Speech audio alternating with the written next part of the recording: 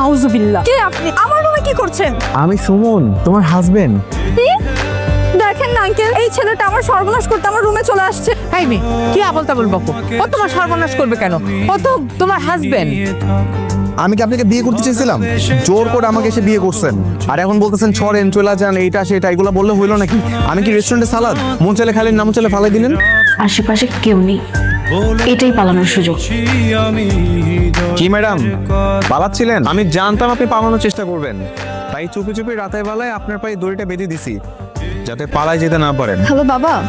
বল। বাবা, আমার তো ভুল হয়ে গেছে। এই সুমন তো ওই সুমন না, আমি তো ভুল সুমনকে বিয়ে করে ফেলেছি। আমি জানি, বিয়ে সাহেব আমাকে ফোন করে সব বলেছে। তো তুমি এখনো বাসায় বসে আছো? আমাকে নিয়ে যাও। এটাই তোর জন্য শাস্তি। আপনি এটা একটু বেশি বেশি করতেছেন না? কোনটা? এই যে আমার কোমরে দড়ি বেঁধে শপিং এ নিয়ে যাচ্ছেন। দেখেন, আমার নিজের এরকম কোনো ইচ্ছা ছিল না যে নিজের বিয়ে করা বউকে এরকম ভাবে দড়ি বেঁধে তারপর পুরো ঢাকা শহর ঘুরে বেড়াবো, কিন্তু কিছু করার নেই এখন। তাহলে ঘুরছেন কেন? খুলে দিন। আমি এটা খুলে দিই আর আপনি এখান থেকে পালিয়ে যান, তাই তো? আমার ছেলে সাইকো না, এটার নাম ভালোবাসা। যে স্বামী তার স্ত্রীকে যত বেশি ভালোবাসে, সে তার তত কাছে থাকতে চায়।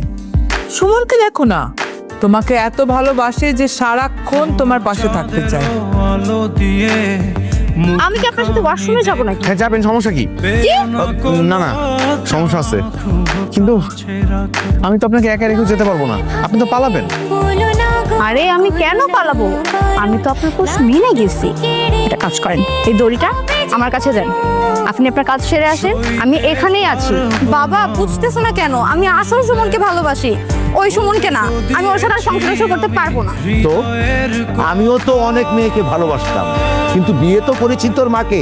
আমার কি সংসার হয়নি? আপনি আপনি এখানে কেন এসেছেন? আমি আপনার সাথে যাব না।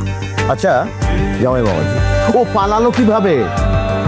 আঙ্কেল, আমি তো কি দড়িটা দিয়ে শক্ত করে বেঁধে রাখছিলাম, চালাকি করে দড়ির বাঁধন খুলে পালায় চলে আসছে।